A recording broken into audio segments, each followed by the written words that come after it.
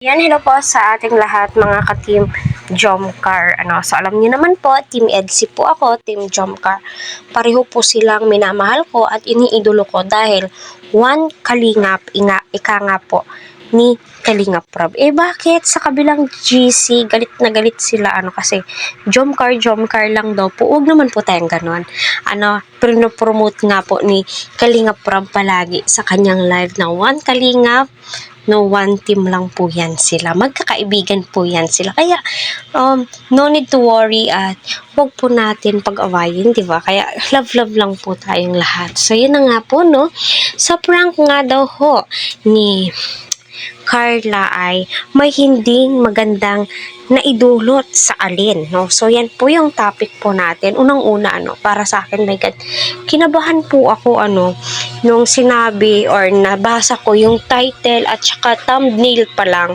Hindi ko pa po pinanood ng buo. Parang napakasakit naman, Masasabi mo, hala, kung kailan kasagsagan ng kasikatan ni Carla at Jomcar, maggi-give up na sila, ipapatigil na ni Carla yung pag-vlog sa kanya. So, papaano na ang Jomcar na madami ang nanonood, millions of viewers and supporters ang Jomcar. So, ganyan po sila init sa social media ngayon. Ganyan po sila kasikat sa social media ngayon dahil million supporters po yan sila, di ba?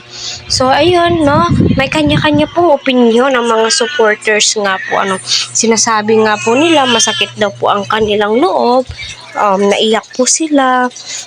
Yung tipong Jomcar na lamang po yung stress reliever po nila.